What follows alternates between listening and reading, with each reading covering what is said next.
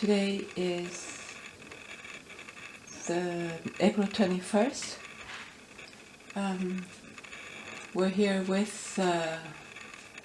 ông Phạm Ngọc Lũy. Chào ông. Yeah. Thưa ông, xin ông cho biết tên, quê quán và nơi cư trú hiện nay của ông.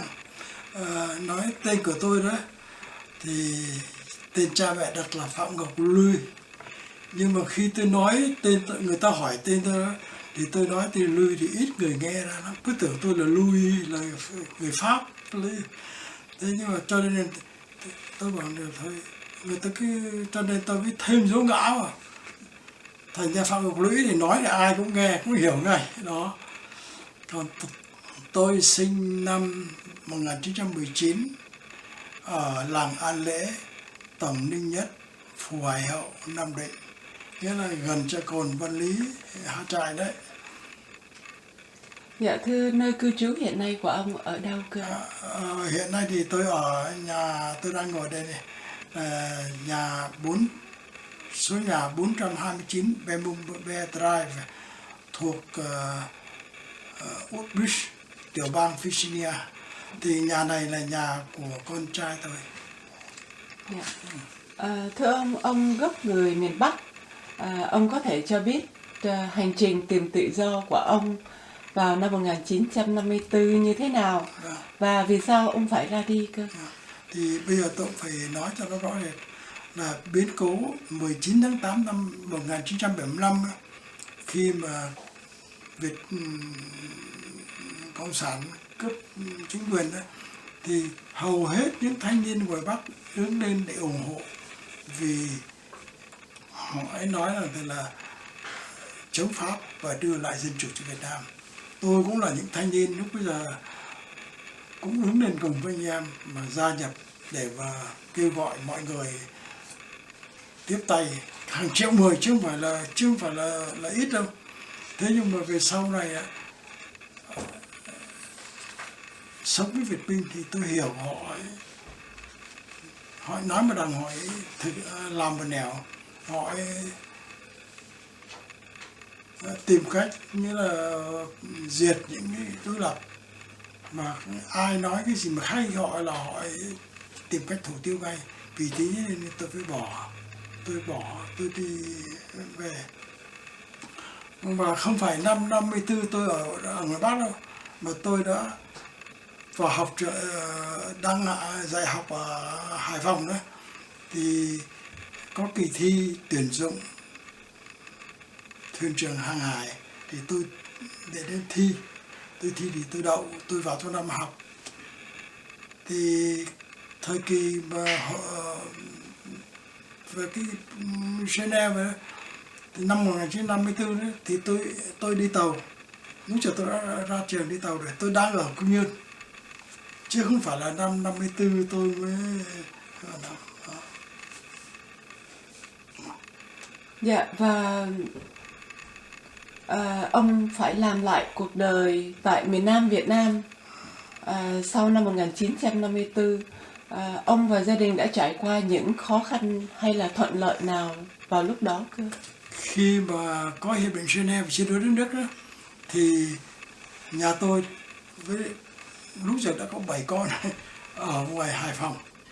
Thế còn tôi thì đi tàu trong Nam, 5 năm tôi trong Nam, nhưng mà nhà tôi đã đưa 7 con nhỏ đó ra ở Hải Phòng rồi, thì đi ra tàu Há Mồm rồi đi vào trong Nam. Thì cả tôi rồi chúng tôi đoàn tụ ở trong Nam. Thì lúc mới đầu vào ở trong Nam thì cũng khó khăn, là vì chúng tôi không có nhà cửa gì cả. Mãi đến mấy năm sau này mới có nhà ở. Dạ, ông có nói là ông thi vào để làm thuyền trưởng.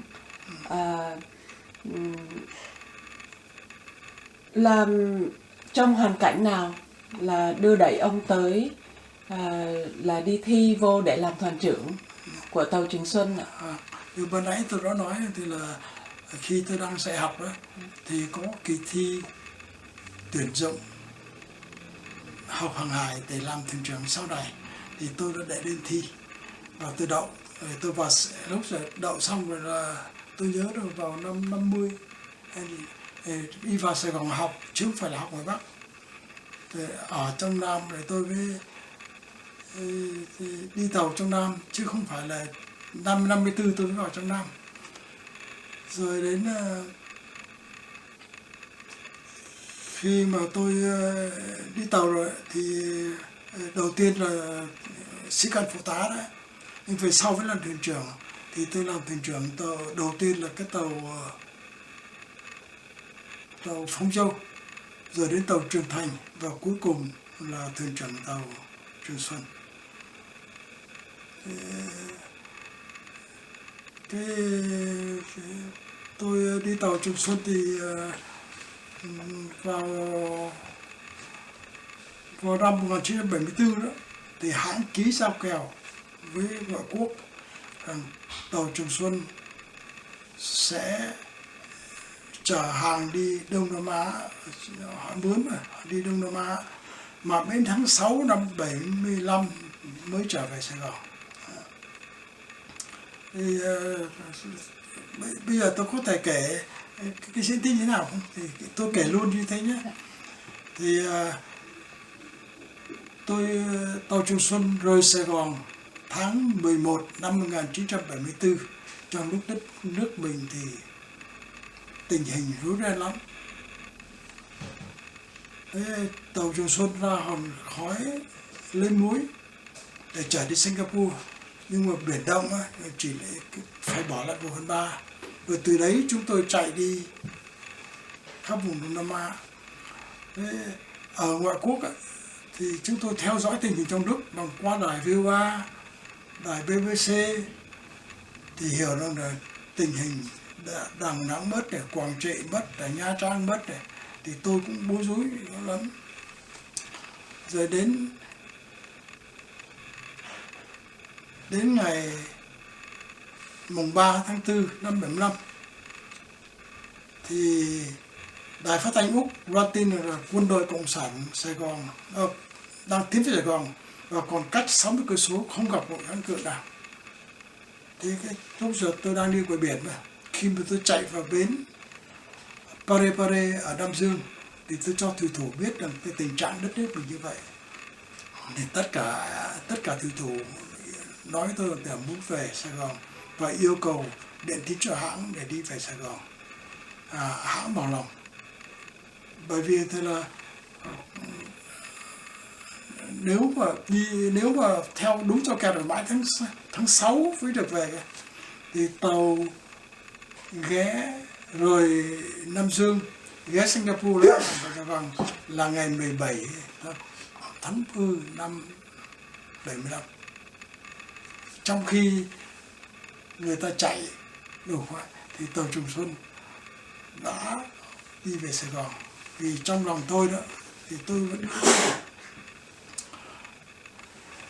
vẫn mang mặc cảm là không giúp gì cho đất nước cả. Nhưng mà tôi thì được cái trường hợp đông con này, lớn tuổi này, thành ra là không phải đi quân dịch, cho nên tôi nghĩ là phải làm cái gì để có thể giúp nước trong cái khả năng của mình. Thì khi về Sài Gòn là ngày 17 tháng 4 năm 75. Thế thì khi về Sài Gòn đó, thì tàu bắt đầu ăn sắt vụn đó để chở đi Manila. Thì tàu có thể chạy được ngày 27 tháng 4 gì đó, nhưng mà tôi đến đã chưa chạy là vì tình hình nó bị rối ren lắm. Rồi tôi có yêu cầu hãng tôi sẽ chở hết đồng bào tị nạn đi bằng tàu của hãng. Thì ông thuyền trưởng là Trần Đình Trương đó, ông nói rằng ông đã có kế hoạch của ông rồi, thì cho nên tôi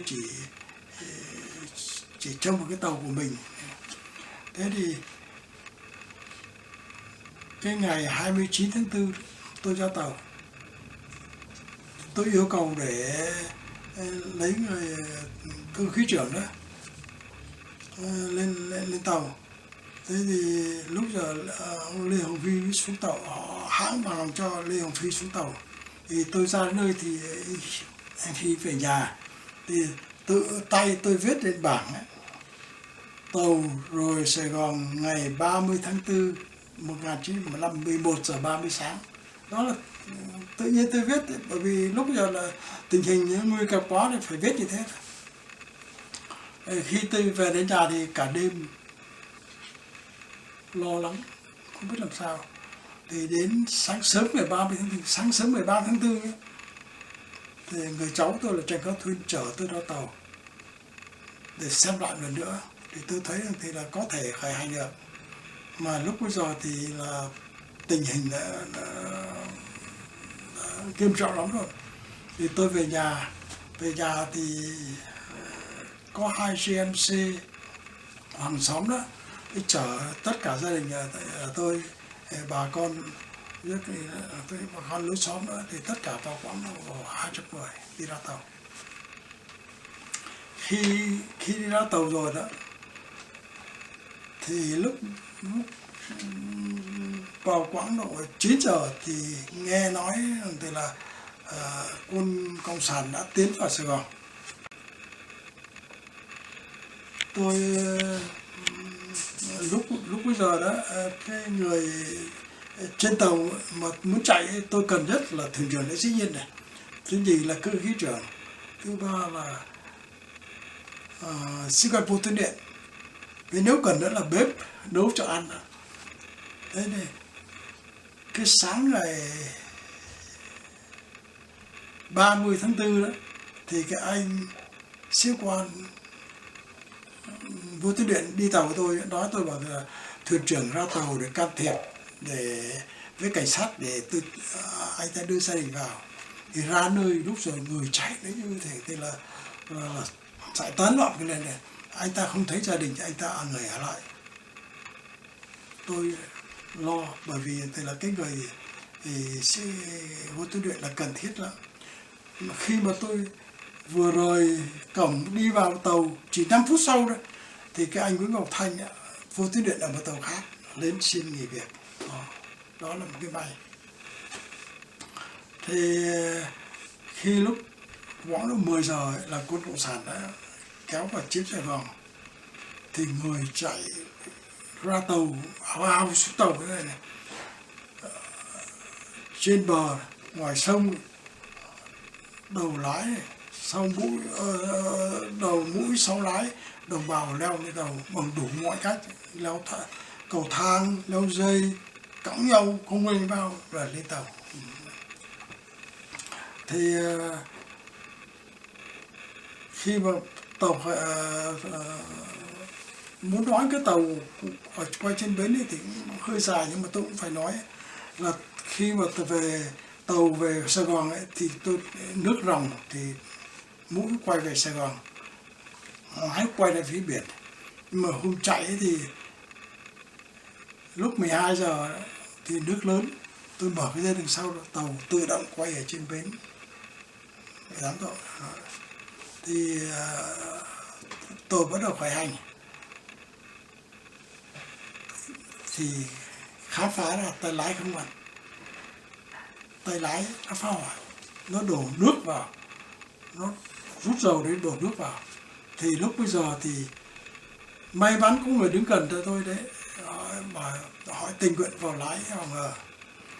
Thì thường là trước khi tàu chạy đó, bình thường đó, thì sĩ quan phụ tá phải đi thử lái, thử máy. Tôi là thuyền trưởng, tôi cẩn thận hơn, tôi đi thử lại xem có đúng không. Nhưng mà cái hôm 30 tháng 4 Cộng sản đã chiếm Sài Gòn, vào Sài Gòn rồi. Tôi bảo cái lúc này mà còn đi thử lái là gì được, không thử. Mà chính vì không thử bị phá hoại thế, cho nên tàu mới chạy. Chứ nếu mà tôi thử tay lái trước mà tàu phá hoại thì tôi đâu có chạy nữa, thì làm gì có chuyến tàu nữa. Đó là cái may. Khi mà tôi kể tiếp cái chuyện đi, nó khi mà tàu chạy ra, khi nó bắt đầu tay lái phòng ngừa có người lái rồi đó, thì tàu bắt đầu chạy. Khi chạy ra đến Đồng Tranh ấy, thì sếp máy cơ khí trưởng đó la lên là thuyền trưởng máy phải stop, phải tàu phải ngừng lại, thuyền trưởng phải cho bỏ neo ngay. Ai bỏ neo bây giờ? Làm sao bỏ được cái neo tàu? Bỏ cái neo tàu là khó lắm chứ, nhưng mà rồi làm sao mà kéo? Thì thuyền trưởng thì cứ trưởng nói tôi ngay rằng thì là thằng Tôn Hoa là cái thằng nó vẫn chấm dầu cái tàu đó, nó khóa hệ thống máy đèn. Hệ thống máy đèn là phát điện, thì mà có điện thì tàu mới chạy được chứ. Thì cho nên rằng thì là phải ngừng máy ngay. Mà nếu mà nó chạy nó bóc biên thì lúc giờ tôi bối rối lắm. Lúc giờ làm việc mà lúc nghĩ mà bỏ neo không ai bỏ neo, mà để tàu cạn ở bờ sông thì nó sẽ lật nghiêng. Lúc này làm sao mà đủ trí để nhớ đó, thì tôi cho chạy chậm tàu lên bờ. Mà may mắn cái chỗ ấy là nước cạn, tàu lên bờ, mũi lên bờ, lái ở ngoài sông. Để làm gì? Để khi mà sửa được máy thì có thể rút tàu ra được. Lúc giờ vào khoảng 5 giờ chiều. 5 giờ chiều mà khởi hành lúc giờ 1 giờ rưỡi chiều trưa ra đấy, thì 5 giờ chiều thì không có cách nào mà xếp máy vào, không đủ hơi để mà cho lăng xê cái máy đèn. Thế xong rồi là may mắn lúc bây giờ là có cái tàu sông An đấy, nó ở ngoài khơi nó về ở trên tàu kêu hỏi họ trở lại. Nhưng mà có một người ở cái tàu ở trong Sài Gòn đi ra, hải quân bắn phát súng 79, tàu sông An quay trở lại kéo tàu Trường Xuân ra. Vì thế cho nên là kéo suốt đêm mãi đến 8 giờ sáng mới tới tàu. Nghĩa là còn nhiều chuyện không lắm, nó kể thì kể dài lắm. Thì mãi 8 giờ sáng mới ra tới Vũng Tàu. Tôi ra Vũng Tàu thì tôi coi như thế thì là thoát nạn rồi. Nhưng mà máy tàu vẫn chưa chạy được. Sông An vẫn phải kéo ra ngoài nữa. Thì lúc bây giờ thì tôi mới nói với lại vua Tuấn Điện đó, thì là chuẩn bị để gửi điện tín cầu cứu thế giới tự do. Trước hết là báo tin cho thế giới tự do với các nước dân chủ đó biết rằng thì là cộng sản đã chiếm Sài Gòn, và hiện nay là sóng đỏ đang lan tràn, thì các nước cần phải tìm cách mà chặn lại. Đó là cái định thứ nhất đó. Rồi khi mà sửa máy xong rồi đó, chạy được rồi đó, thì tôi để cho Sông An về để anh em họ quyên góp được 14 triệu đó, thì đưa tất cả cho về làm tàu để chạy được. Thì rồi đến lúc giờ thì cô biết thì là trên tàu là đông người như thế này, không có chỗ ngồi lên chân, cả một cái boong tàu như thế mà gần 4.000 người chen chúc nhau. Mà cũng may, nó có cái may mắn là ở dưới đã có 400 tấn sắt đó dàn ở dưới rồi, với lại có 100 tấn nước ngọt với lại dầu nữa, thành ra nó giữ vững, tàu không bị nghiêng, không bị cả ở trên bông. Vì vậy cho tôi có thể lấy được nhiều người như thế. Và tôi thuyền trưởng tôi hiểu những cái như thế này, tôi mới để cho nhiều người lên thế. Khi mà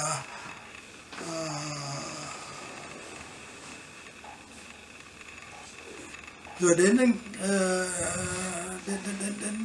ngày mùng 2 thì nước nó vào phòng máy, nước nó chảy phòng máy, thì tôi mới bảo thợ điện tín cho người đi báo động kêu gọi tất cả các nước với các cái để cầu cứu. Vì có cái luật của hàng hải này, khi mà tàu chạy ra ngoài khơi và đã được đăng ký và kêu gọi thì tự khắc các tàu xung quanh phải đến cứu mình. Tôi cũng đưa một cái đó, cho nên là tôi đã gửi cái SOS để cầu cứu. thì khi mà gửi cái điện tín cầu cứu ấy, thì cái tàu Claramex của Đan Mạch nó đang đậu ở Cốc, nó trả lời thì là họ sẽ đi cứu. Và đến sáng ngày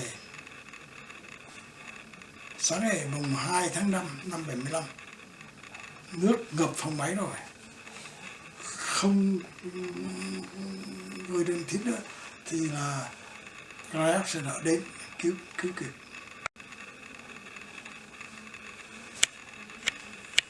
Sang tàu Claramex và tàu Claramex sẽ đi đến Hồng Kông. Thì còn nhiều chi tiết nữa mà nếu tôi nói là thì rất dài, thì cô muốn hỏi thêm cái gì thì tôi sẽ nói thêm. Dạ thưa ông, trên một chiếc tàu với tình trạng mà ông vừa kể qua, kỹ thuật không được hoàn hảo và với số hành khách trên gần 4.000 người, trong một tình trạng đầy xúc động và gần như là vô vọng, có vấn đề gì xảy ra khiến ông còn nhớ tới ngày hôm nay không ạ? Thì về cái việc mà chở đồng bào và tị nạn lấy người đông như thế là tôi đã nắm vững về cái việc tôi nói với chuyện với cô là thì là ở dưới tàu đã sẩn được mấy trăm tấn sắt vụn này, 100 tấn nước ngọt này, thì trên tàu tôi có thể chở được đến 200 tấn, nghĩa là 4.000 người mà không sao hết. Thì chứ không phải là tôi làm liều, nhưng mà có thể thì là lúc bây giờ rồi mọi người đi lên vào đó, mà tôi thì càng chở bao nhiêu càng hay. Và tôi nghĩ rằng thì là khi ra đến ngoài khơi thì nếu có sai được tôi sẽ kêu gọi quốc tế họ đến đào cứu, và đúng như cái diễn tiến nó xảy ra như vậy. Thì có một cái kinh nghiệm khi tôi đi tàu đó qua đài VOA với đài VOA, thì di tản miền Trung đó, thì nhiều xà lan với lại trôi giặt ngoài biển thì chết nhiều lắm, thiếu lương thực đủ mọi thứ. Cả cái tin mà một dãy dài những trẻ em chết rồi đó ở trong bao rác để ở Vũng Tàu.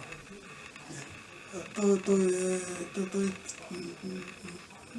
biết những cái đó là nguy hiểm, cho nên khi tàu vừa rời bến ấy, tôi cho phần là ban trật tự ngay để mình giữ an ninh nhé, với lại ban cứu thương. Rồi ra khi tàu chạy ra biển ấy, thì tôi yêu cầu tất cả hạ khí giới, và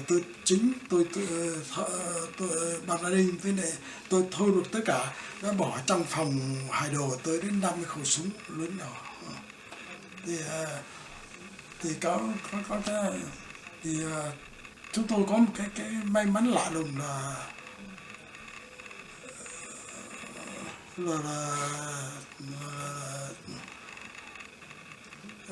những cái không may mắn ấy, kịp thời những cái may mắn nó xảy ra, cho nên là tàu nó thoát nạn. Dạ thưa, tình trạng của những người trên tàu lúc đó là sao ạ? Thì cũng thấy là 4.000 người thì làm gì có thức ăn, di chuyển không di chuyển nổi nữa, làm gì có thức ăn nữa. Thế thì tình trạng thật là bi đát. Thì tôi nghĩ rằng thì là nếu mà mình không khéo thì có thể tàu nó bùng nổ loạn lúc nào không biết. Thì lúc bây giờ thì có một người rớt xuống biển. Người rớt xuống biển đấy, lúc giờ tôi thấy người rớt xuống biển đấy thì tôi nghĩ ngay, tôi bảo thuyền trưởng thôi, thấy người rớt biển là phải cứu người ta chứ. Nhưng lúc giờ tôi nghĩ ngợi lắm, tôi suy tính, tôi bảo là bây giờ quay tàu trở lại, cái tàu nó ì ạt thế mà quay trở lại làm sao được. Thì về sau là tôi với mãi đến nửa giờ sau rồi tôi hỏi cái anh kêu con nãy đó, bảo tôi là có phải người rớt xuống biển hay không. Anh bảo rất thật. Thì tôi nhìn qua ánh mắt của anh ấy, tôi hiểu là rất thật. Tôi quyết định quay trở lại một cái tàu 100 thước, không phải như ta quay cái xe hơi, bởi vì trở lại lạc đường khá là này. Thế mà lúc giờ là sao, tôi nhớ cái kỹ thuật quay tàu trở lại đường cũ. Và nửa giờ sau, qua ống nhòm, tôi nhận thấy cái anh ấy là Vũ Văn Thụ đang bơi, tàu từ từ kéo tới. Mà cũng may mà tàu thì hơi có sóng, mà tôi đã lấy độ dạt để lấy sóng này, làm sao mà tàu lúc giờ nó chạy đúng rồi ra thì cái đó đã chụp ở trong cái phim của bác sĩ Bảng ấy, tôi có này. Thì tôi lại tôi kéo vớt lên. Khi mà kéo được vớt lên rồi ấy, thì là trên lúc đầu thì mấy người phản đối chứ, làm sao mà quay lại thế. Thì cũng có người hỏi tôi bảo là tại sao ông hy sinh 4 người để cứu người. Tôi bảo tôi cứu một người để cứu 4.000 người. Và khi mà tôi vớt được người đó thì đồng bào yên lặng, không có nhốn nháo mà không có gì cả. Thì là và tôi tên ấy là Vũ Văn Thụ. Tôi sở dĩ biết là vì có người cho tôi hay rằng thì là mà tôi kể cái trường hợp mà tại sao tôi biết thì nó hơi dài, nhưng tôi nói vắt tắt rồi là anh ta ở lại Hồng Kông không đi được. Và chính tôi cũng về sau này tới Mỹ tôi nhận được thơ của anh ta gửi, anh ta kể chuyện làm sao mà nó sống bền. Thì ở đây thì tôi cũng nói rằng thì là anh rất thú bền đây, vì anh ấy nói một câu rằng thì là nước nhà độc lập còn đi làm gì, bị người ta đẩy xuống. Thế thì anh ta viết cả cái tên cái người đó ở trong cái thơ viết cho tôi có viết ở, tôi có đăng ở trong, tôi có in ở trong hồi ký, nhưng cái tên rất dẹp đi. Tôi nghĩ rằng thì là người ta đẩy xuống biển đấy là vì cộng sản nó gây cái thù hằn nặng quá rồi. Người ta đi trốn chạy cộng sản và anh bảo thế đi về đi thì về sau bây giờ thì Vũ Văn Thụ chết ở lại Hồng Kông. Về sau rồi vợ với 8 con có sang gặp mặt với gì đó, thì tôi có được tin. Thế khá là thế này. Dạ thưa ông, trong chuyến đi này có người chết và có người sinh con không thưa ông? Xin ông còn nhớ tới cái gì thì ông kể cho tụi. Về trên tàu thì về sau tôi biết là có hai đám đẻ, nhưng mà tôi chỉ liên lạc được cái một đấy là bà Bùi Ngùi, là hiện nay là dược sĩ ở Montreal đấy. Thì bà ấy đẻ đứa con lấy tên là Chiêu Anh. Về sau này hai mẹ con tới định cư ở Canada. Sau cô Chiêu Anh này đã học được học bổng đó, học về design, như gọi là gì nhỉ? Thiết kế thời trang.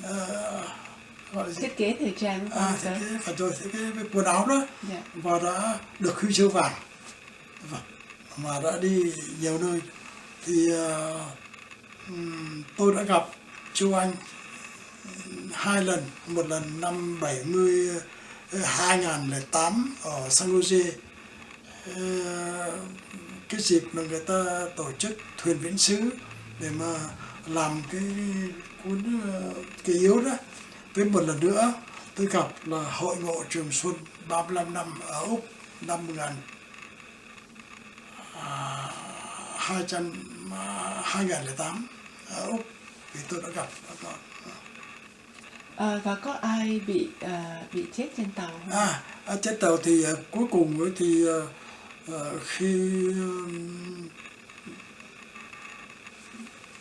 cái tàu về sau này có một cái hãng tàu kéo nó kéo được Trường Xuân về Hồng Kông, thì xuống đấy thì người ta thấy cái xác của ông đại tá Võ Hoa Sáng còn ở đấy, và người con rể với gia đình nhà ông Võ Hoa Sáng thì cũng đi tàu Trường Xuân rồi, xuống nhận đưa về đem chôn đại tá Võ Hoa Sáng. Cái đó là tôi viết cả trong hồi ký đó. Trường Xuân là làm sao? Tàu Trường Xuân ấy là thuộc hãng Visuco Line này, của ông Trần Đình Trường. Ông Trần Đình Trường thì là một nhà tỷ phú, cô nghe nói không? Ông mới mất đấy ở New York đấy. Ông là chủ tàu. Khi mà ông thì ở Việt Nam có 7-8 cái tàu, nhưng mà tới Mỹ thì mất hết, không còn cái tàu nào. Nhưng bây giờ ông là thành tỷ phú đấy, mà ông mới chết cách đây đâu mấy tháng. Dạ thưa ông và gia đình đến Hoa Kỳ vào năm nào? Dạ. Và vì sao ông phải bỏ quê hương một lần nữa, và lần này đến vùng đất rất là xa lạ? Vâng. Thì ban nãy tôi đã nói rồi đó, thì là cộng sản họ như thế đó, thì tôi muốn giúp nước, nhưng mà tôi không phải là cái người lính bằng súng giữ trận, tôi chỉ là việc hàng hải thôi. Cho nên tôi đã tận dụng cái khả năng nghề nghiệp của mình để đưa đồng bào đi tìm tự do. Thì chuyến đi gian nan nhiều lắm. Thì gia đình tôi cũng có đi, là gia đình tôi thì có chúng tôi tôi có 9 người con, nhưng mà 5 người con thì đi du học và đi tàu chỉ có 3 con gái với lại con trai, nhưng mà nãy nó một con gái đấy, một con gái một gái. Và chúng tôi đến đây là tôi chọc với con từ suốt từ năm 7 năm giờ tôi chưa làm một đồng cắt nào hết. Vì tôi nghĩ là cái nhiệm vụ nuôi con đã xong rồi, thì tôi để tinh thần làm việc khác thì chứ kiếm tiền bây giờ đối với tôi nó vô nghĩa. Vì khi mà tôi chạy ra tàu đấy thì cô thấy là tôi tàu như thế thì tôi chở cái gì đi cũng không được. Cô biết tôi mang cái gì đi không? Chỉ mang mấy cuốn album có thế thôi, còn ngoài ra không có gì hết. Tiền nong nhà cửa không có là gì. Vì tôi nghĩ là đối với cộng sản là người là quý, thoát được người là quý rồi. Cho nên là thành là khi mà đồng bào tới tị nạn ở Hồng Kông đó, thì đã di tản trên 15 nước quốc gia. Hiện nay 3.628 người, tôi biết là 3.628 người là do tờ báo của cái hãng tàu Clamex họ đăng số người như thế, thì tôi căn cứ vào đó. Thì hiện nay cái số người đó đã giải rác trên 15 quốc gia ở trên đất nước như Hoa Kỳ này, Canada này, Pháp này, Úc này, nhiều lắm. Bên Bỉ này, Đan Mạch này, rồi Tây Đức này, Áo này, đại khái đấy. Thì tôi có dịp đi, khi mà sang tới đây đó thì tôi có dịp đi nhiều nước Âu Châu lắm, đi thăm đồng bào tị nạn đó. Tôi đến Paris này, đến Đan Mạch này, để đến cảm tạ ông thuyền trưởng Anton Onsen đã cứu chúng tôi này.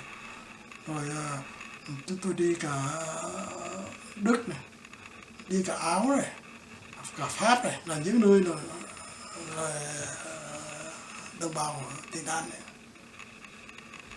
Dạ thưa ông, sau 38 năm nhìn lại, ông có thể chia sẻ về những cảm nghĩ của ông về chuyến hàng hải lịch sử này, và những điều gì đã khiến ông vui lòng, và có điều gì khiến ông tiếc rằng mình đã không làm được lúc đó? Về cái chuyến đi, tôi nói nhiều người đi trồng xuân đó, rồi tôi rất ngại liên lạc với mọi người, là vì tôi sợ là người ta tưởng là mình tìm gần người ta để mà cảm tạ với biết ơn đó. Thì tôi có nói rằng không, cái chuyến đi trồng xuân là cái món nợ nhỏ tới quê hương, món nợ nhỏ tôi phải trả. Bởi vì cái sức của tôi thì chỉ có làm được đến thế thôi, chứ không thể làm được hơn được. Thì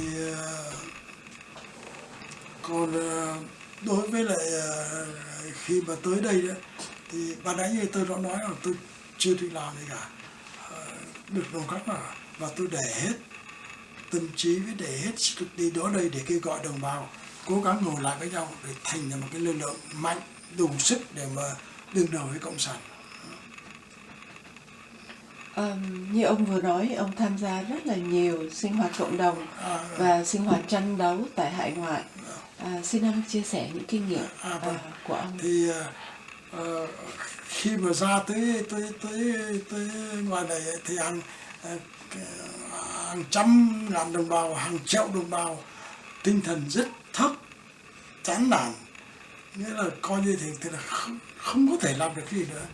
Thì trong cái lúc đó thì có cái phong trào về nước, tranh đấu võ lực để mà giải phóng đất nước.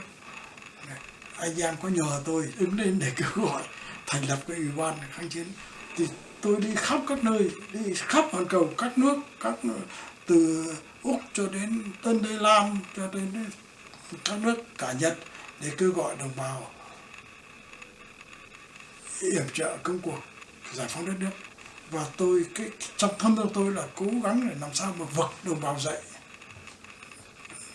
đừng thất vọng quá là người nào tránh trường không muốn làm gì cả, nhưng mà cái vận nước của mình chưa tới, cho nên cái việc tranh đấu giải phóng đất nước không thành. Thế về sau này á thì tôi cũng đã lớn tuổi đó, mà thấy công việc anh em làm giải phóng đất nước không thành vì vận nước mình đã chưa tới đó, thì tôi muốn tìm một người cùng với tôi, cùng một chí hướng để vận động. Phải nữa là tôi đã đi sang bên Trung Hoa tìm cùng với Tường Bách, gặp ông Bách đã bỏ nước từ năm 1946 đi sang Trung Hoa, mà tôi tìm ra hai anh em ra bàn tính với lại mấy người nữa để vận động thành lập cái mạng lưới nhân quyền. Không biết cô có nghe thấy cái mạng lưới nhân quyền được? Mạng lưới nhân quyền là do chúng tôi là sáng lập viên, là một trong những người sáng lập viên chứ không phải là duy nhất. Thì hiện nay mạng lưới nhân quyền đã hoạt động rất mạnh ở đây và các tiểu bang và cả các nước nữa. Dạ thưa ông, cho biết thêm về cái mạng lưới nhân quyền. Mạng lưới nhân quyền thì anh em để kêu gọi mọi người ủng hộ với cái việc mà tranh đấu đòi dân chủ Việt Nam, chứ không phải là dùng khí giới, mà tranh đấu bằng đoàn kết chúng lại, với lại tìm cách và nâng đỡ, với lại giúp những người ở trong nước đứng lên bằng hiện kim hay là lời kêu gọi để mà lập thành một cái tổ chức để mà đòi hỏi tự do dân quyền ở trong nước. Thì hiện nay họ hoạt động mạnh lắm. Lúc nào rỗi này tôi sẽ gửi cho cô, cho tôi email, tôi gửi cho cô về cái chỗ hàng ngày tư vấn. Hiện nay tôi là cố vấn nhưng mà không giúp được như xưa nữa, không đi được như xưa nữa, thì anh em cứ gửi tin cho tôi thôi. Tôi với cụ Bách còn hơn tôi 3 tuổi cả, nằm bệnh. Thì cũng là cái người mà tranh đấu từ năm 46 là bỏ nước mà đi, bỏ nước từ năm 46 sang Trung Hoa lưu vong đó, còn hơn tôi mấy chục năm. Thế mà hiện nay thì cũng là cố vấn, bây giờ cũng nằm trên giường bệnh này. Thì trong cái bàn cố vấn ấy lại có tên chúng tôi ở đấy, để khi nào có là tôi gửi cho cô xem để cô theo dõi cái đó để biết được là cái mạng lưới nhân quyền hoạt động như thế nào. Tôi không thể giúp được gì, là như cô biết là tình trạng như này đó, thì đi lại là khó khăn, và cái ý kiến của mình bây giờ có thể lạc hậu không được như trước nữa. Nhưng mà lúc nào lòng tôi mong mỏi rằng thì là đất nước mình chống phục hồi dân chủ. Tôi đi khắp các nơi ở thế giới này, không chỗ nào là tôi cũng đi, nhất là Đông Nam Á đó, nước nào tôi cũng đi, cả thế giới này, từ Úc, Tân Tây Lan, các nước tôi đi. Nhưng mà có mỗi một nơi tôi muốn về là Việt Nam, mà bây giờ từ dạo giờ tôi chưa về được, là vì đất nước còn cộng sản đấy, còn đất tôi chưa về. Khi nào mà có dân chủ, Đảng Cộng sản không còn nữa thì tôi mới về. Chứ tôi ở đây thì sự thật là nhớ quê lắm. Đất nước là sinh cho mình, nuôi dưỡng mình, cho nên là tôi cũng nói rồi, như bà nãy tôi nói rồi, đưa đồng bào đi rồi có nước là để món nợ để trả cho đất nước, để đồng bào tìm tự do. Cái việc mà vớt lấy người nhiều lắm, dọc sông tôi người nào lên tôi cũng lên, ra biển tôi còn vớt. Cô có xem video Thúy Nga không? Cô biết được Bảo Hân không? Bảo Hân ấy là con ông Phan Vũ Bảo, tôi vớt ở ngoài biển đấy, khi vớt lên lúc có 2 tuổi, về sau đi vào hát ở Thúy Ca Paris, Bảo Hân. Bây giờ thì thôi bỏ hát đi trở về ấy rồi, nó Bảo Hân đấy, lúc lúc lên tàu mới có 2 tuổi đấy. Dạ thưa ông cho biết thêm về lúc mà tàu được kéo ra ngoài khơi ở gần Vũng Tàu phải không cơ? Ông có nhìn thấy thêm những thảm trạng nào ông có thể kể cho mọi người nghe? Thì ra biển tôi vớt cũng nhiều tàu lắm, như cái tàu của Bảo Hân đó, là tàu Phan Quốc Bảo hiện nay định cư Áo, tôi vẫn có liên lạc. Thì tôi vớt không, vẫn là những người mà tôi nhớ thôi, chứ còn lên tàu tôi không nhớ đâu, thì tôi cũng vớt được. Mà đi dọc sông tôi cũng vớt nhiều lắm, ai lên là tôi cũng cứ lên, bởi vì tôi đã cũng giữ vững được, giữ tàu cho nó vững mà không bị, dù có thể chở đến 200 tấn ở trên pong mà có thể chở đến 4.000 người mà tàu không bị trao, không bị đau, vì dưới đã có sắt vụn dặn rồi này. Chứ không phải là tôi trả liều đâu, mà chở đồng bào đi như thế cũng không phải là tôi cũng đã tính toán cả, bởi vì thì tôi sẽ kêu gọi quốc tế giúp. Thì bây giờ tôi cũng nói thêm cái điều này, tôi nói thêm về nữa là khi mà tôi tới Mỹ đó, tôi nghĩ là cái chuyến đi ấy, thì tôi thấy nó bình thường đấy, bởi vì là thuyền trưởng thì có khó khăn, nhiều khó khăn thật, nhưng mà những khó khăn này mình có thể vượt qua. Nhưng mà 32 năm sau tôi ngồi tôi nghĩ lại, để dường như có những sự xếp đặt lớp lang từ cuối để cứu mỗi mọi người. Ví dụ như tôi nói như ban nãy là tôi quên không thử lá tay, nếu tôi thử thì tôi có chạy nữa, hay là thế tôi còn nhiều 17 cái. Thế mà tôi tìm đến người mà trong cái lúc mà không có thủy thủ thì một người tự nhiên đến nhận vỏ lái. Về sau này mãi đấy tôi để ý, tôi tìm cái người đó mãi, thì mãi đến năm 30 năm hội ngộ Trường Xuân ở Houston tôi mới gặp người đó. Người đó là đại tá hải quân cơ khí trưởng Nguyễn Thị Việt. Mấy chục năm sau tôi mới tìm được. Thế còn cái người mà không có tàu súng An kéo ra thì chúng tôi mắc kẹt rồi. Bởi vì lúc giờ cộng sản nó mừng, nó bắn hỏa tiễn, bắn pháo bông để nó mừng, một tàu vẫn còn nằm trên cạn. Thì tôi có nói, tôi bảo rằng nếu mà nó ra Cut. Bác đừng... Đừng kéo cái này nó bị cái đấy, bây đừng sợ. Dạ bác đừng đụng vô cái đó. Cái đó phải hỏi lại. Tôi nghĩ thì là Tôi chờ bác nói lại cái phần đó là 30 năm, 2 năm bác nghĩ lại thì bác nghĩ là nhưng mà có cái sự sắp xếp. Cái việc sắp xếp đầu tiên là cái tàu đó bác không check lại. thì Dạ thưa bác, sau 32 năm nhìn lại thì bác thấy sao? thì tôi mới gặp, tôi ý tìm người đó, mà may mắn làm sao đó, bởi tàu không có thủy thủ, mà lúc giờ là sao là có người tự nhiên tình nguyện đứng cái bên cạnh tôi, tình nguyện để vào lái, thì tôi rất là may quá, mà không có anh ấy thì làm sao mà tàu chạy được. Thì anh ấy là đại úy Nguyễn Thế Việt, hải quân, là cơ khí trưởng, mà mãi 30 năm sau tôi được. Còn cái người mà bắn phát súng để cho tàu Sông An nó quay lại, nó kéo chúng tôi đó, mà nếu mà Sông An nó không kéo nó được cứ chạy về Sài Gòn, nếu mà không có phát súng quay trở lại thì làm sao mà chúng tôi thoát được.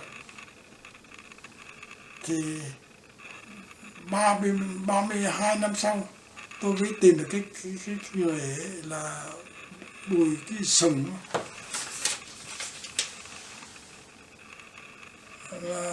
Bùi Đăng Xỉu. Chính người đó đã bắn phát súng mà họ quay trở lại, và quay trở lại cho nên phải kéo tàu Trường Xuân ra. Có những cái bay thế này nữa, chúng tôi vừa mới rời bến, 5 phút sau hay 10 phút sau đó thì xe tăng cộng sản đã ùi cộc cạn phải chiếm đóng bến tàu. Nếu mà chúng tôi chạy chậm quá thì tất cả chúng tôi đã bị bắt trở lại rồi mà. cho nên tôi có tất cả 17 sự kiện, tôi tìm được 17 sự kiện. Nếu không có những cái đó xảy ra thì tàu đã mất cạn rồi. Có những cái tôi phải bên đây không, tôi sẽ quên đấy. Có những cái mà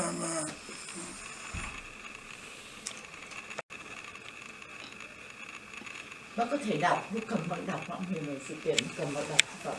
không, đây là những cái 17 sự kiện mà tôi nhớ lại đó. Dạ vâng. 32 năm sau tôi lại, mà nếu mà Bác có không ghi đấy thì bác đọc cho vâng, con. thì tôi đọc qua là Ok, cool. nhờ đài phát thanh Úc mà cho nên tôi mới đi về. Thế cái ông cơ khí trưởng ấy, như ban nãy bà đã xem hình ấy, cái ông ấy là thường ấy, ông cứ mở cái đài phát thanh của Cộng sản ông nghe. Ông là người Nam, thành ra ông có cảm tình với nào. Nếu mà khi mà tàu về Singapore đó, trước khi về ghé Singapore thì ông đi ra phố, ông nhậu say để ông té, ông bị thương ở đầu, phải nhà thương. Về Sài Gòn để ông nghỉ lại. Vì vậy cho nên về với cơ khí trưởng tôi xin là Lê Hồng Phi mới lên nếu ông ở lại thì làm sao mà ông chạy.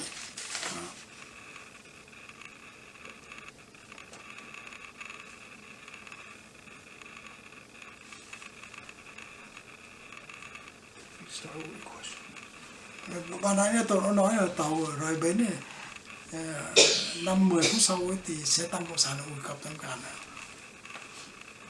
Dạ thưa ông có thấy những cái quang cảnh gì ở trên đất liền lúc mà nhìn từ ở trên tàu nhìn vô trong, bên trong ông có thấy những cái gì không cơ? Bên trong thì lúc bây giờ thì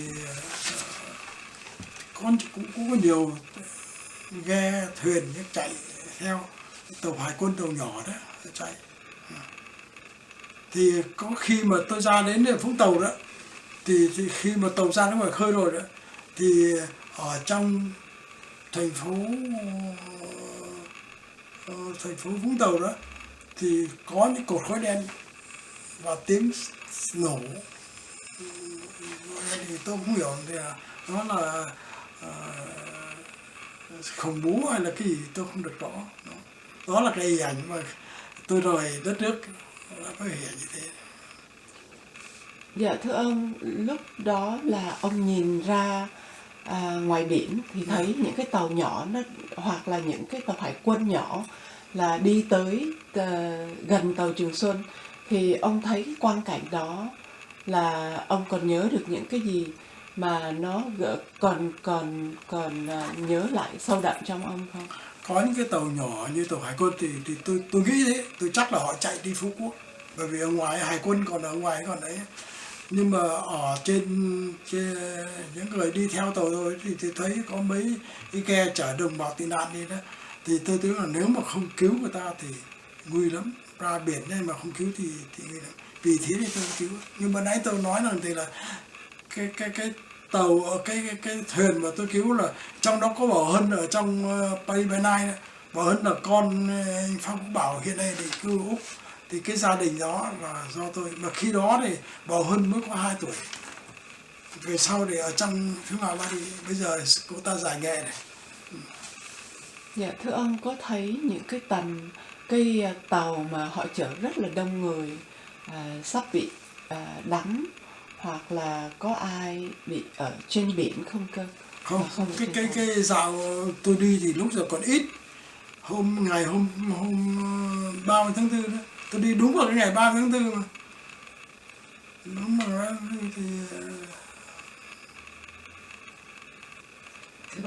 thì nói nãy là tôi có thể kể được nhiều nữa nhưng mà thôi, bởi vì trong cái cuộc đời thì tôi chính nhất còn nhiều lắm. Thưa bác, nãy bác có kể cái chuyện là bác quyết định quay trở lại để cứu một người nào đó, bác kể chưa? Cái người là tên là Vũ Văn Thụ.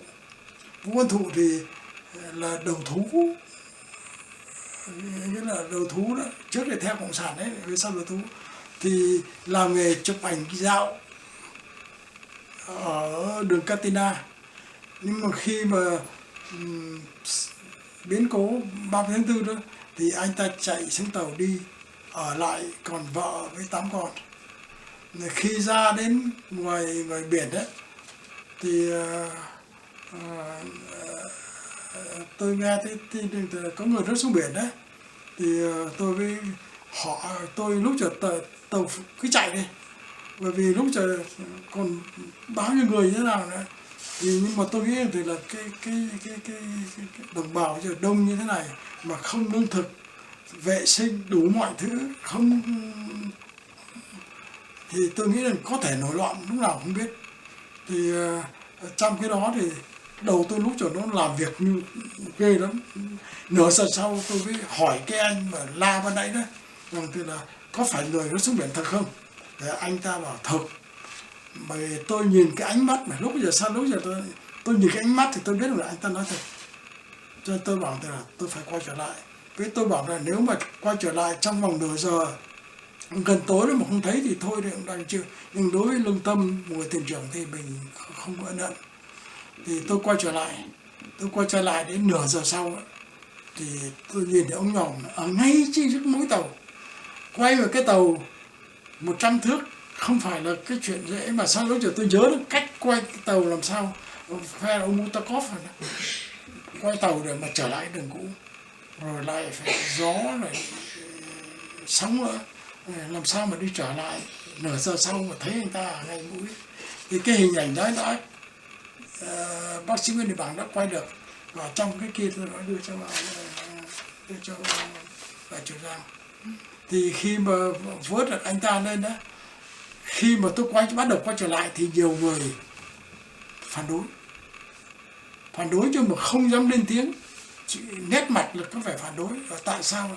Về sau có người hỏi tôi bảo tại sao thuyền trưởng lại hy sinh 4 người để cứu một người. Tôi bảo tôi cứu một người để cứu 4.000 người.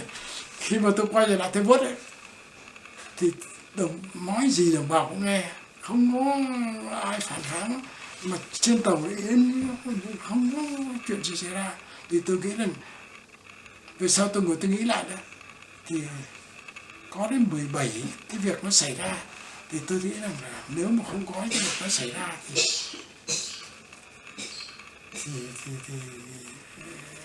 được sắp xếp đấy để thử thách 4 người xem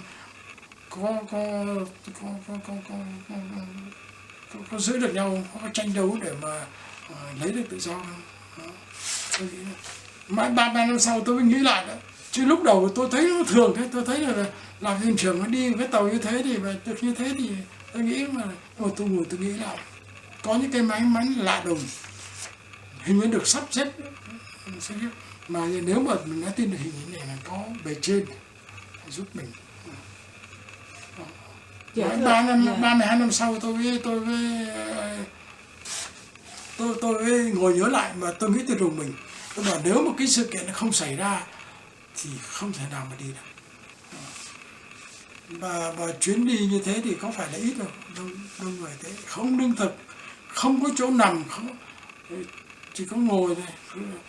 Cái thơ, cái bài thơ mà tôi gửi cho vào Trường Giang của Uyên Hạnh, của Đoan Doãn Trăng ấy, là câu đó cái hôm ở trên tàu đã nhoai ra thành tàu để định nhảy xuống biển, vì tuyệt vọng mà lúc giờ có một con này, nhưng mà người ta giữ lại.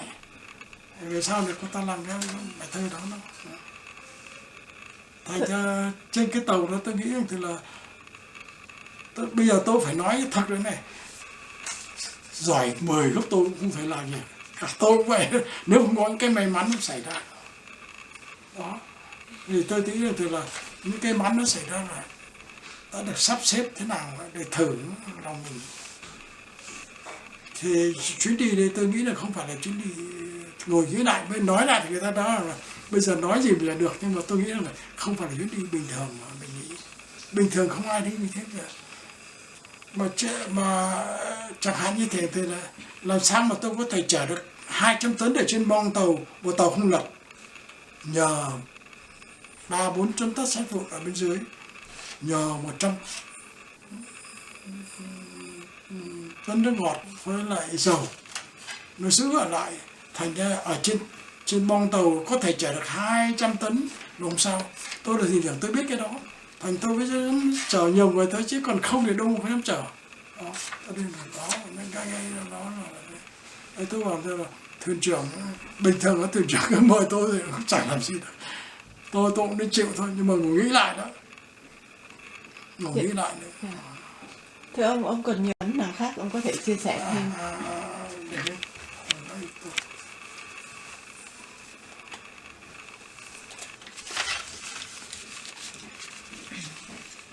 Nãy bác có giải thích là tại sao bác có sắt vụn ở dưới, bác trên đường đi chuyên chở có đi sao ạ?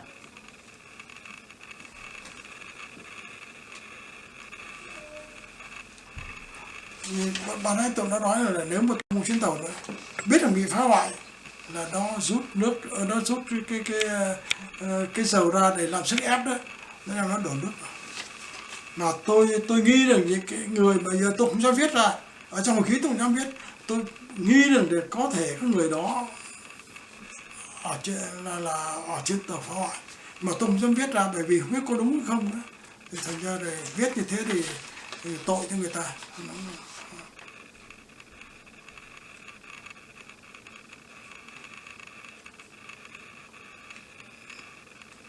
Mà cũng may mà khi lấy kinh nghiệm ở ngoài miền Trung đó, những tàu mà chở tị nạn trôi giặt về biển, người chết với lại thiếu ăn ấy, thì tôi lập ban trật tự ngay lúc vừa rời bến là tôi yêu cầu lập ban trật tự và yêu cầu lập ban cứu thương.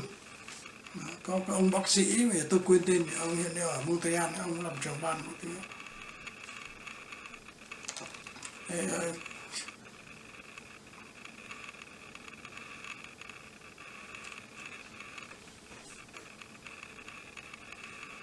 Đó, rồi hầu hết là những cái may mắn mà tôi nói cho cô nghe. Cũng như thành là tàu rời bến chỉ có độ 5-10 phút sau đây thì xe tăng cộng sản Bùi Học Cập thắng cảng chiếm Sài Gòn, chiếm bến tàu. Tôi biết thế là nhờ cái anh thuyền trưởng sang đây cho tôi hay tôi biết. Tôi có những cái may mắn lạ lùng. Thưa bác giải thích là tại sao trong tàu lại có nhiều cái sắt vụn như vậy? Rồi. Trong tàu ấy, vì sao bác có nhiều sắt vụn như vậy? Sắt vụn ấy là tôi nghĩ đấy là của một cái hãng họ buôn cái sắt vụn ở Phi Luật Tân, họ mua những cái xe cũ với lại những cái đầu sắt xe cũ hay những gì cho cái thì chất xuống tàu được 300-400 tấn. Đáng lẽ là tôi chạy ngày 28 đấy, nhưng mà tôi cứ thấy tình hình nó nguy kịch cá này. Tức là cái tàu của bác là đi chở hàng cho người ta phải không ạ? Chở hàng. Thì tôi rời Sài Gòn tháng 11 năm 74 để cho hãng ngoại quốc ở bên Singapore thuê. Thì cái giao kèo đó mãi đến tháng 6 năm 75 mới được trở về Sài Gòn.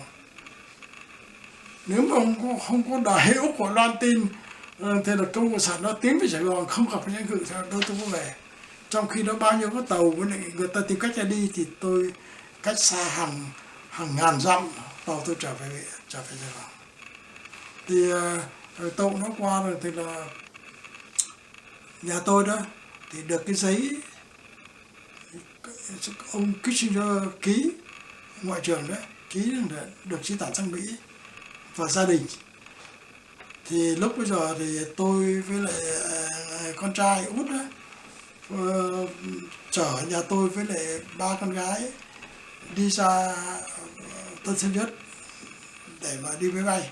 Nhưng mà khi lên đến máy bay thì họ chỉ cho vào nhà tôi đi thôi, còn các người kia không có tên, phải trở lại. Vì thế thì trở lại để đi tàu Trường Sơn này vậy. Dạ thưa ông, trong gia đình bao nhiêu người đi được với ông ở trên chuyến tàu Trường Sơn? Gia đình của tôi thì tôi với nhà tôi này với lại 4 con, đó là thuộc về gia đình đấy. Thế còn các cháu với lại ấy thì mấy gia đình cũng 400-500 người nữa. Thế còn ở quanh đối xóm ấy họ cũng lên tàu, bởi vì tôi quen cả cái hàng xóm bên cạnh ở đấy, thì gần đấy thì có 2 CMC thì chở ra tị nạn. Nhưng mà đặc biệt cái này tôi nói là trên tàu đấy có 2 gia đình chị ruột đang Nguyễn Cao Kỳ. Dạ thưa, lúc đó là ông có biết là họ là chị ruột của ông Nguyễn Cao Kỳ không cơ? Thế thì bà mẹ đẻ ông Nguyễn Cao Kỳ là em ruột bà cụ sinh cho nhà tôi. Vì thế mấy chị em mới kéo nhau đào tàu ở trên cái phim của anh Bảng quay đó, thì có hình bà vợ là chị ruột Nguyễn Cao Kỳ đấy. Thì hiện nay đang ốm nặng, ngục xuống bây giờ ở bên California. Tuy là Nguyễn Cao Kỳ đấy nhưng mà chúng tôi không có nhờ vào, không có liên lạc gì. Tuy là có bà con đấy nhưng mà chúng tôi không có liên lạc. Đấy, Dạ thưa ông, trên cái lúc trên cái bong tàu, quang cảnh lúc đó, ông có nhớ được những cái gì mà nó gây rất là ấn tượng cho ông, những cái hỗn loạn hay là những cái sự kiện chung quanh ở trên cái bong tàu, là vì ở trên đó có rất là nhiều người, trên 4.000 người lận. vâng. Dạ vâng. Thì tôi như vừa nãy tôi nói mà từ là khi mà lúc 10 giờ đó là cộng sản đã vào chiếc đóng Sài Gòn đấy, thì người lên tàu đó đổ xuống tàu nó như thế là từ trong bờ này, ngoài sông này, ở đằng mũi này, lái này lên tàu bằng cầu thang, rồi công kênh nhau lên vai, rồi cõng nhau lên vai, rồi đại khái này lên tàu đó. Thì lúc bây giờ thì trong lòng cũng buồn lắm, nhưng mà lúc mà tôi lại nghĩ là nếu càng trả được đồng bào đi bao nhiêu được càng tốt, bởi vì tôi cũng nghĩ như thế đó, vì thoát cộng sản là cái may này. Chính tôi đó thì nhà cửa với lại khi mà tôi chạy này, tôi có đất 400 mẫu ở Lăng Ngà ấy, khai thác đấy, 400 mẫu là ấp Bình Thành ấy. Mà khi tôi bỏ không có tiếc gì, thì tôi nói với cô, tôi bảo là lúc tôi chạy tôi chỉ mang mấy cuốn album đi. Cái hình ảnh thế này. Thưa ông có thấy ông có đọc được những cái tâm trạng ở trên mặt những người mà leo lên tàu Trường Xuân lúc đó không? Có biết. Sự thật là tôi lúc giờ là muốn ứa nước mắt, nhưng không dám chảy nước mắt, vì trông với những anh em quân đội đấy chạy xuống tàu và thảm thương lắm, người đã lên bờ hớt hông hớt hải, cho nên là tôi đã phải giấu kín, phải giữ kín, không dám để chảy nước mắt và bình tĩnh để cho đồng bào lên. Thì bây giờ thì tôi cũng phải nói thêm một cái đấy, điều này tôi không nói với ai cả, nhưng mà hôm nay thì tôi nói có những người đề nghị đưa tiền cho tôi từ chối, tôi bảo không. cái việc này đâu mà, cho nên bây giờ đó tôi ít liên lạc với đồng bào Trường Xuân là vì thế đấy, để tôi chỉ sợ là người ta tìm đến để mà cái ơn đó. Đối với tôi là không phải tôi đâu, thôi đây là món nợ đối với quê hương tôi phải trả, món nợ nhỏ này chứ không phải là tôi phải trả. Mà đối với tôi cộng sản ấy thì tiền tài không có cái gì hết, không thành vấn đề. Thưa ông lúc đó là ở trên tàu, ông đọc được những cái tâm trạng trên mặt của những người lính và những người dân đã leo lên trên tàu Trường Xuân. Ông có thấy lúc đó là ai có bị máu me, ai có bị thương tích ở đâu không? Không, lúc trời hớt hỏi cho nên không ai cả, không ai bị thương gì cả. Nhưng mà có về sau ở trên tàu có người bị thương là xong an kéo nó bị đứt dây, thì dây nó đập vào mắt thì có, thì các bị thương thế thôi chứ còn bởi vì nếu mà tôi kể là dài lắm thì tất cả những sự kiện tôi đã viết ở trong cái cuốn sách đấy, mà cuốn hồi ký tôi viết đấy là cốt để cho con cháu trong gia đình, nhưng mà trong cái tôi viết có nhiều cái biến cố lịch sử nó liên quan đến lịch sử đấy, cho nên là mấy người bạn của tôi phải yêu cầu xuất bản. Chứ còn thành ra khi mà đã viết để lại cho con cháu, cho gia đình ấy, thì tôi phải viết cho thật cẩn thận mà thật là chính xác, chứ không dám bịa đặt. Thưa ông, lúc nãy ông có và những cái túi nó có người chết ở trong đó, ở trên bờ bên Vũng Tàu đó. Thưa ông ước đoán là khoảng bao nhiêu người chết trôi như vậy? Tôi không được mục đích cái đó, bởi vì lúc tôi ở biển tôi nghe qua cái đài phát thanh của BBC thì tôi biết vậy thôi, chứ còn thì cái đó tôi có được nhìn thấy không được nhìn thấy. Nhưng mà tôi biết rằng thì là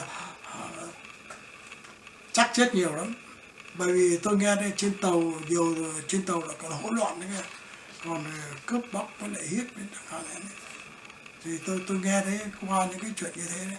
Nhưng còn cho nên trên tàu tôi nói, để không, tôi nói ngay từ lúc đầu là phải lập ban trật tự để mà giữ không cho nó loạn, lập ban cứu thương để giúp cho người nào cần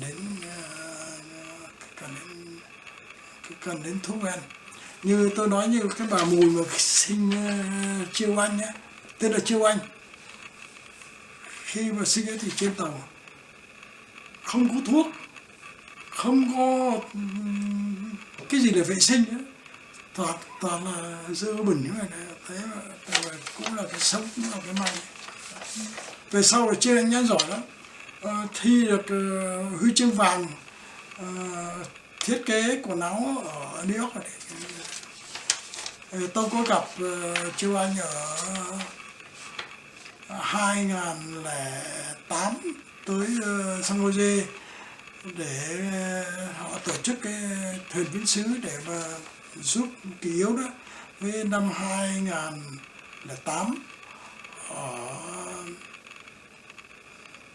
Sydney, Úc, cả hai mẹ con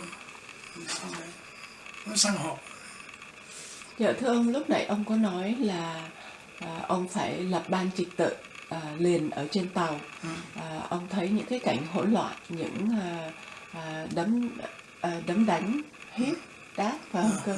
Dạ, xin ông cho biết thêm về những cái quang cảnh đó ở trên tàu mà ông có thể nhớ. Về cái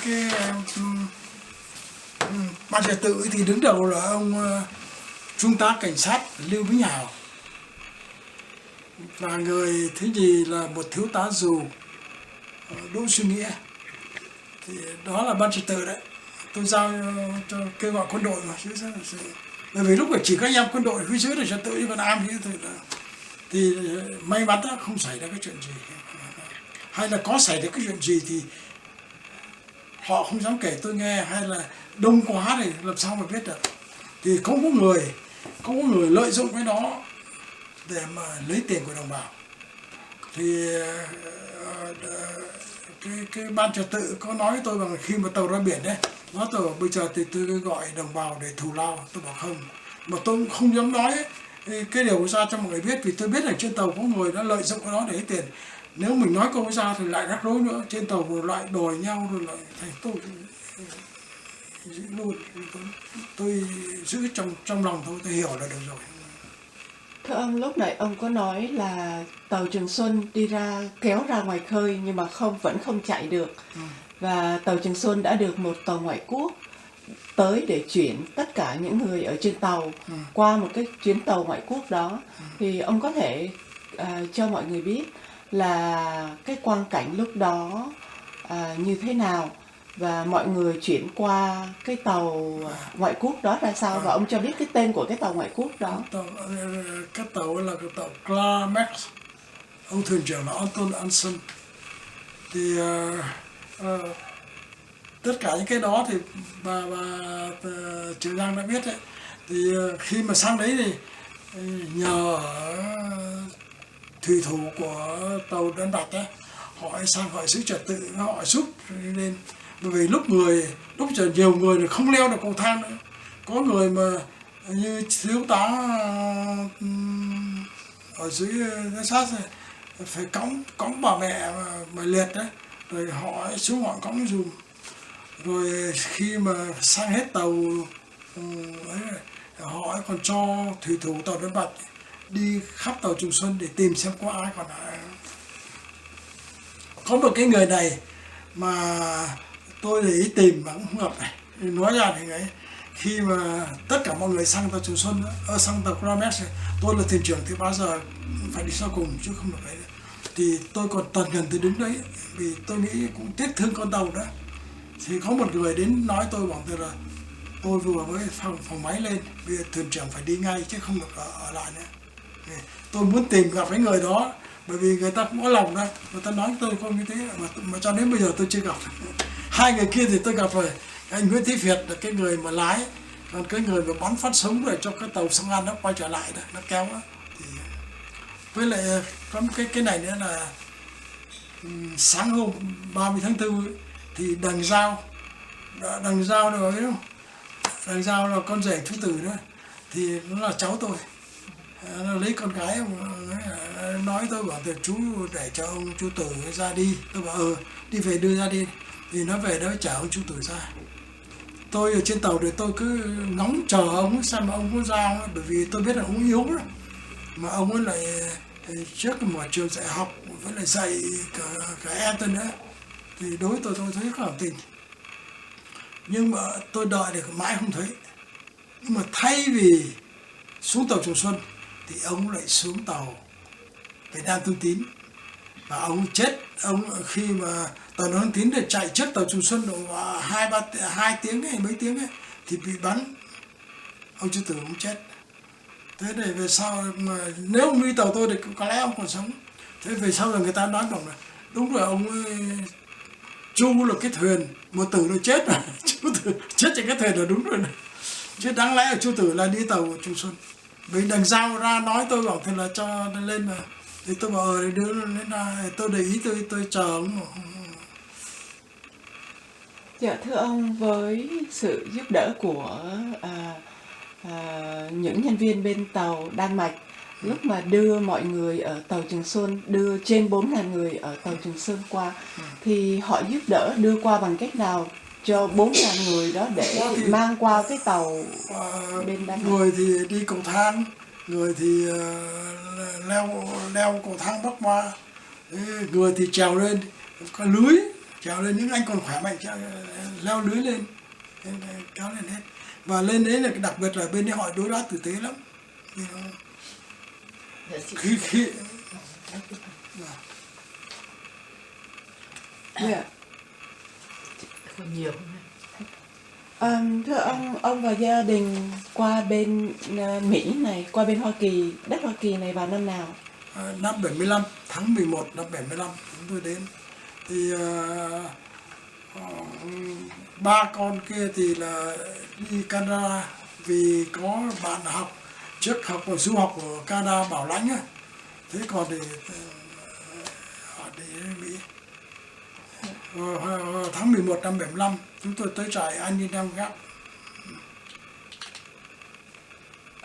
Xin ông chia sẻ những ước vọng của ông cho bản thân ông và cho gia đình ông, cho quê hương Việt Nam, cũng như quê hương thứ hai là đất nước Hoa Kỳ. Và vì như bà nãy tôi đã nói đó, thì nhất là đối với Việt Nam và nơi tôi đã sinh ra tôi và nuôi dưỡng tôi thành người đó, thì tôi mong là sớm thoát khỏi cái ách cộng sản và được tự do dân chủ, và chỉ có thế tôi mới về. Tôi đã đi nhiều nước ở trên thế giới này lắm, nhưng mà có mỗi nơi tôi muốn về là quê hương thì tôi về được. Có câu thơ của tôi là dù có đi khắp hoàn cầu cũng không thể quên được sắc màu cố hương. Cái điều mà tôi mong như nói ban nãy là tuy vậy nhưng mà tôi trong cái khi mà còn khỏe mạnh mấy năm sang đây thì tôi sang đây thì mới có 57 tuổi thôi, thì lúc giờ còn khỏe mạnh tôi đi lại thì vận động để cái phong trào để mà giải phóng quê hương bằng võ lực đấy, thì tôi thấy đồng bào lúc giờ tinh thần xuống thấp lắm, mà coi như thể là bị gục ngã ấy. Thì tôi muốn nương cái đó kêu gọi kháng chiến để vực đồng bào dậy. Nhưng mà cái vận nước mình nó chưa thành, cho nên là công việc của chúng tôi làm nó không đi đến đâu. Thế về sau đấy tôi có, ban nãy tôi nói thì tôi có đi sang bên Trung Hoa để gặp cùng Nguyễn Tường Bách ấy. Nguyễn Tường Bách đã bỏ nước từ năm 1948 rồi lưu vong bên tàu, thì sang đây để cùng anh em bàn tính cùng để kêu gọi để hoạt động để khơi động cái vấn đề dân chủ đó. Thì vì thế cho nên là chúng tôi là một trong những người sáng lập lên mạng lưới nhân quyền. Thì hiện nay mạng lưới nhân quyền vẫn hoạt động, có tên tôi ở trong cái ban cố vấn cảm với thầy bác ấy, nhưng mà chúng tôi lớn tuổi quá này thành ra không có làm được gì cả. Nếu mà có nói ra nhiều khi có khi là hậu Dạ thưa ông, điều gì ông muốn nói với chúng tôi mà chúng tôi chưa có hỏi? thì tôi tin được là đấy, nhưng mà nãy là tôi nói tôi cũng quên nhiều lắm đấy, chứ nếu mà tôi kể cái chuyến đi tôi kể còn dài lắm, vì tôi viết mấy trăm trang sách mà, nhưng mà bây giờ nó cũng quên nhiều rồi. Đó. Nhưng mà những cái việc chính là tôi đã nói tôi trình bày.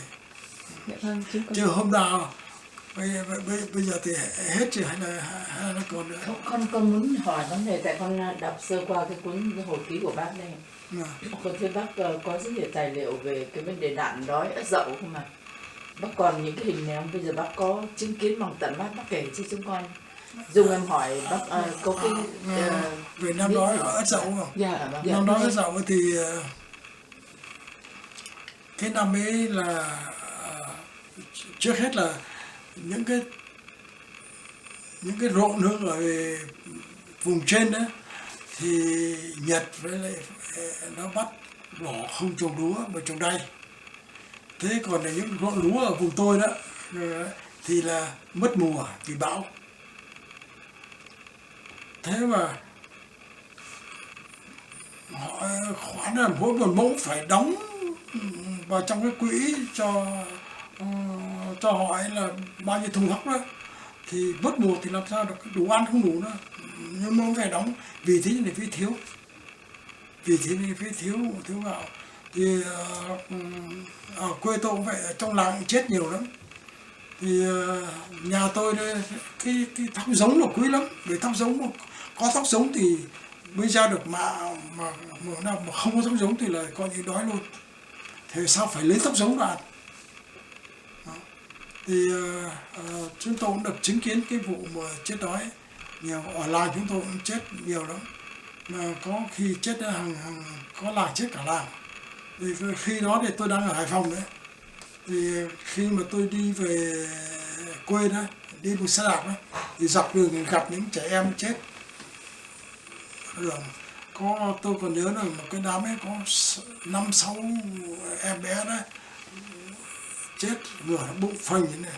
Rồi bên cạnh có cái mấy ấy để mà đốt lửa đấy, chắc là những cái ăn cái gì mà độc rồi mà chết là khá như này. Chết nhiều lắm. Thì tính là chết đến mấy triệu người đấy, nó đói đó. Thì khi đó thì tôi ở Hải Phòng nữa, ở cả Hải Phòng nữa, thì cứ mỗi buổi sáng ấy, thì cái xe bò đó, cái xe mà chở gỗ đó, dài hàng có thể chở được bao người, xếp đầy xác chết đưa xuống niệm để chôn kỷ niệm ở Hải Phòng đó. Rồi chúng tôi cũng phải về quê, phải chạy về quê để lánh nạn đói đó. Thì nấu được nồi cơm nào thì bà cũng tôi là lấy là xẻ để cho người ta đến đầy sân này, rồi để chia cho mọi người ít, để chúng tôi cũng phải ăn đói luôn. Đấy, cái cảnh như thế đấy. Thưa bác, còn cái vụ mà đấu tố, bác có kinh nghiệm gì về cái vụ Đấu tố thế này.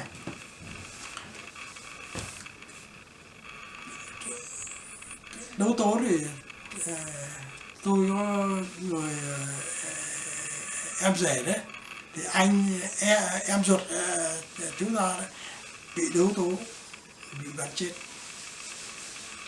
Rồi những cái đứa cháu tôi đó, con cô em đó, nó đuổi nó khỏi nhà. 5-6 tuổi nó đuổi không cho ở nhà, phải đi ra ngoài ruộng làm lền đấy ở đó. Thế rồi phải đi ăn xin. mà vì sao họ đấu tố? Vâng, đấy là lúc đấy đấu tố đấy. Thế thì tôi ở làng tôi đó, thì họ cũng về lập đấu tố ở trong làng.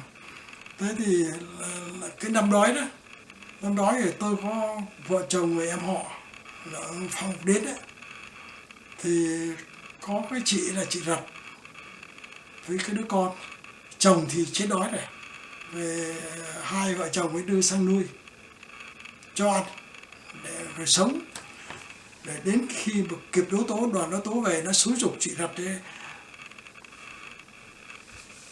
nói bằng thì cái nhà kia đã lợi dụng chị đói lợi dụng để mà giúp việc đó. Xong chị ta nói bằng không có ông bà đến thì tôi chết rồi. Đấy.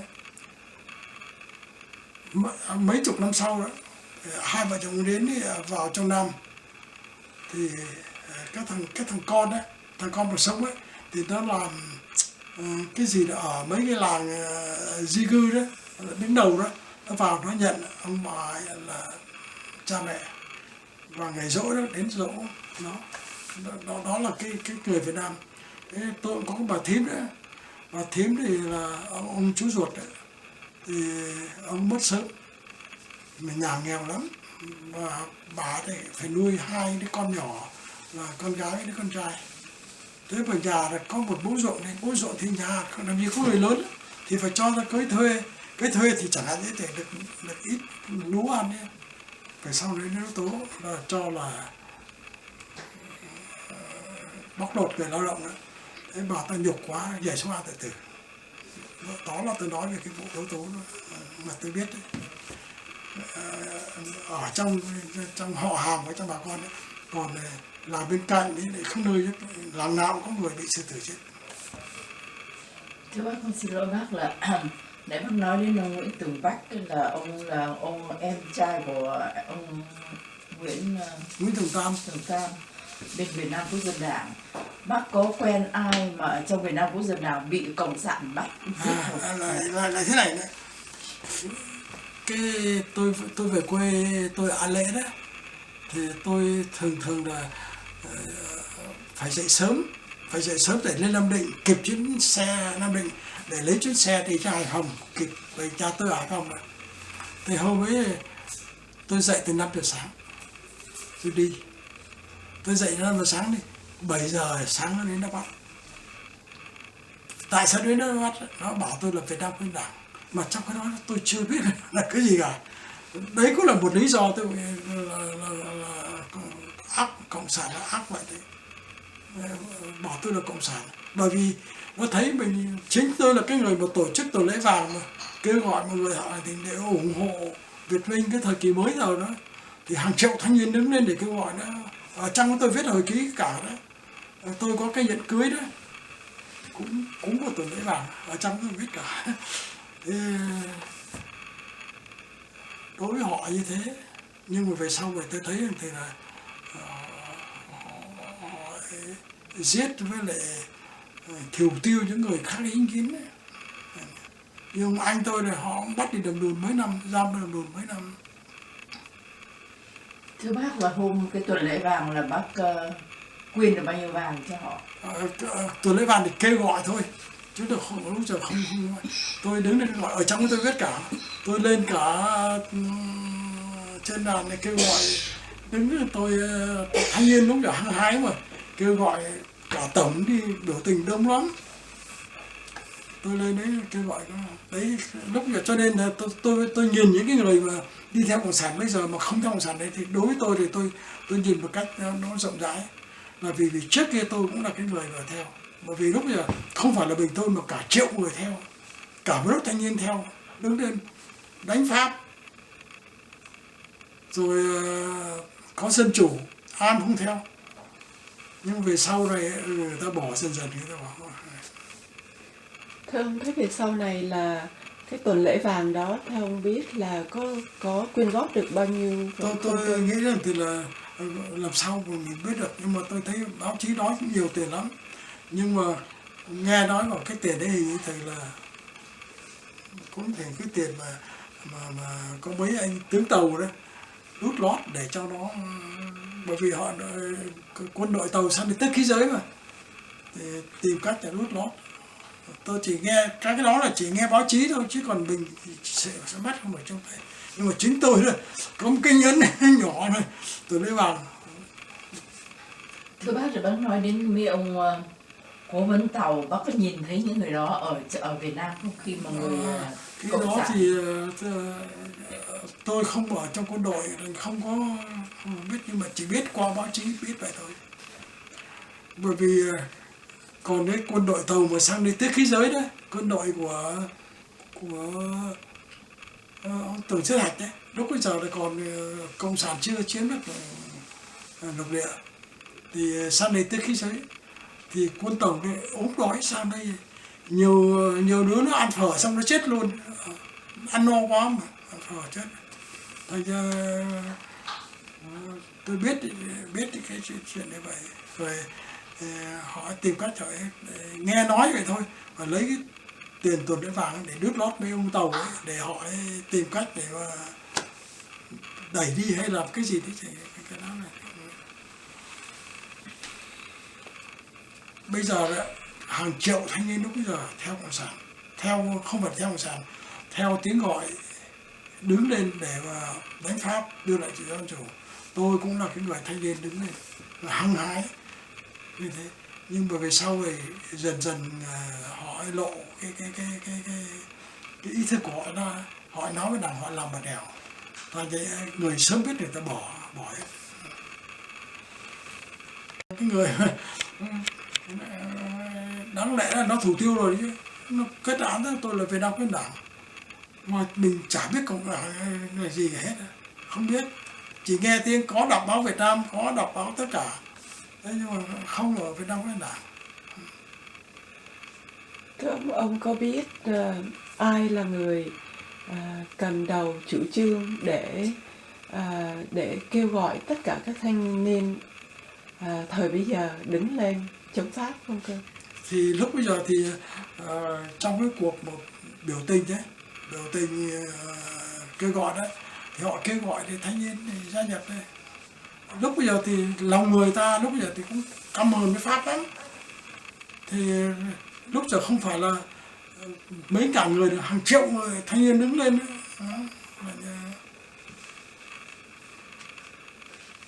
Vậy là lúc đó là mình không có biết ai. Không biết, nếu không biết là cộng sản cơ chứ đấy.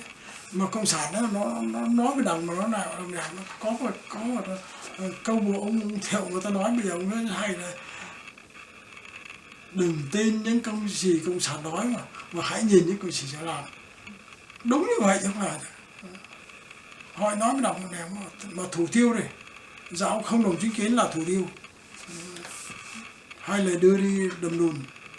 Chứ tôi mà cái dạo nó bắt được tôi thì có lẽ cũng mất xác này, không còn đến bây giờ. Cũng là cho nên là thoát được cái ấy, nó tôi nghĩ cũng là một cái lạ lùng.